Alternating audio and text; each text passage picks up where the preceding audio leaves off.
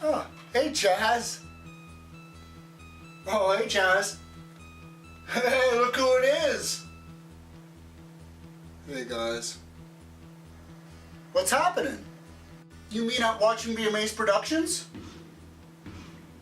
There's actually a lot going on at Wawa. Take a look. I'm Chaz Klimchak. That's my killer collection, and this is my show.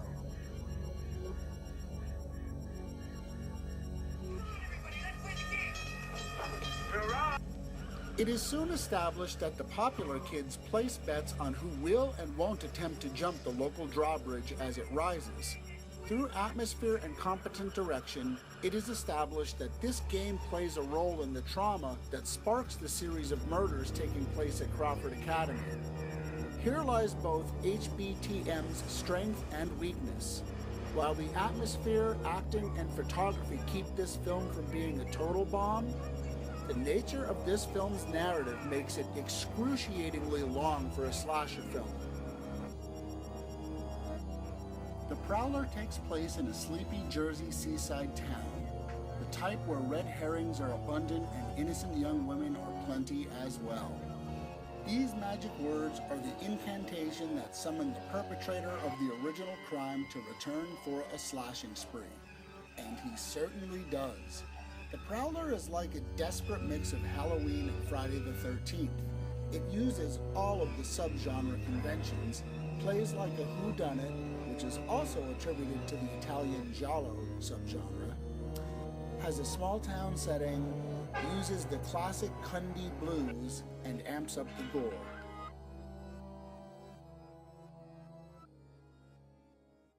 Few will disagree that Maniac's longevity is due in part, if not entirely, to the realistic graphic depiction of mutilation, and the minimal and natural lighting approach gives the film a production value that solidified the film's validity and rank among not only horror films, but films from the entire decade, and knows it continues to influence decades later. Maniac is not for all tastes, but I would unflinchingly argue that it is for all intellects. Cast aside your prejudice for films produced modestly and experience Maniac as a human being, as intended.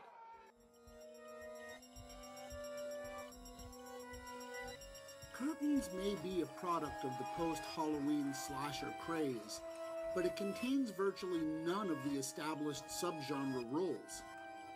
Instead of babysitters or camp counselors in trouble, Curtains is about 6 actresses auditioning for the same role in the same house on the same weekend for the same director at the same time. Curtain succeeds where many others have failed because, while ambitious for a low-budget shoot, it never tries to be anything more than what it is, and somehow it manages to retain a uniqueness absent in many slasher films. But even if Curtains deviates from traditional slasher groundwork, the use of light and shadow are an obvious homage to Halloween and Psycho.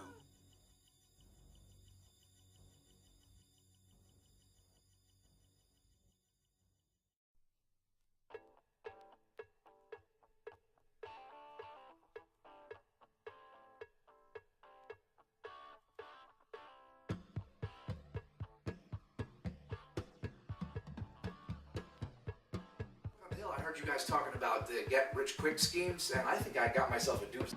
Bring back my MySpace? All of it. Get a Google Plus. Google Plus? I have everything.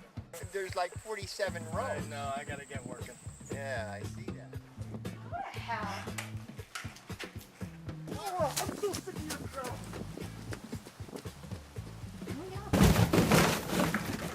Oh, this piece I call Christ on a Hutch.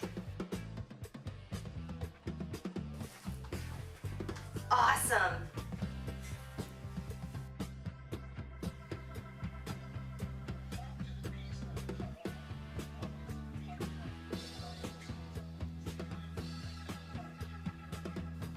Thank you so much. I'm really looking forward to this opportunity to work with you. Yes, thanks, Mark.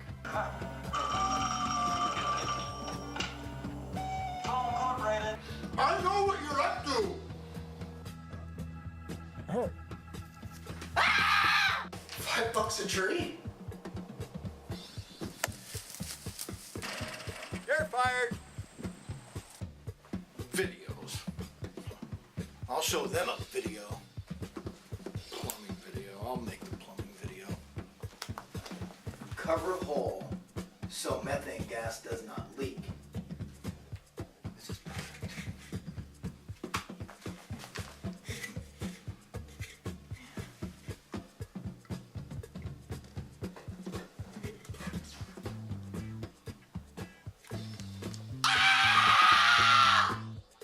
I think I need to use the bathroom. Yeah, you go do that. Don't tell Charlie, but I'm ordering domination plates. I'm going for it. No, you're not. Totally doing it. Are you serious? I'm totally doing it. What's this crap? Domination plates today? Pretty much. Plates everywhere, food everywhere. We didn't say we're having a domination plate contest. Clearly we're losing. I'm a big guy, man. I need a big appetite. No children. No children. No children! But we're gonna have our whole...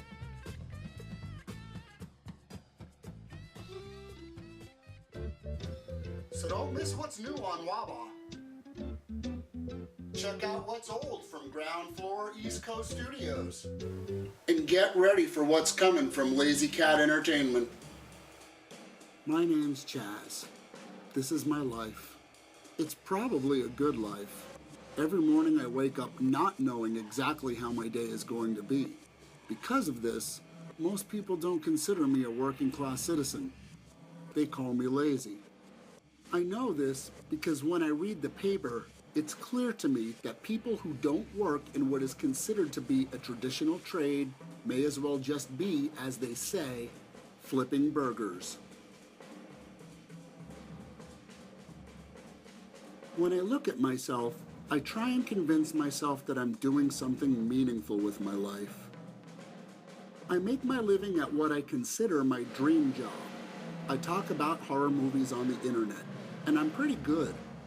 It's an extension of a childhood obsession with slasher films.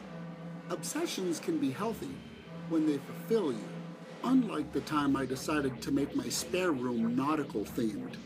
That obsession caused me to consume a lot of crap I didn't need.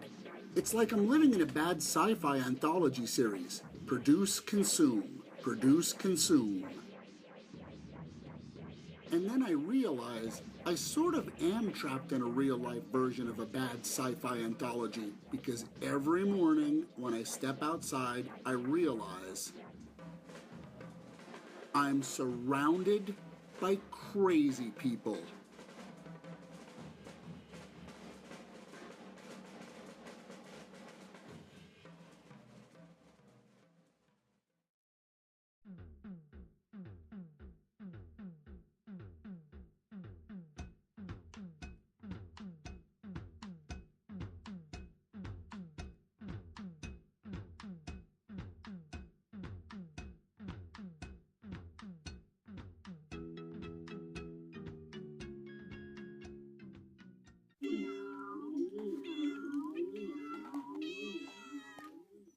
Night, Mr. Wawa. Do do do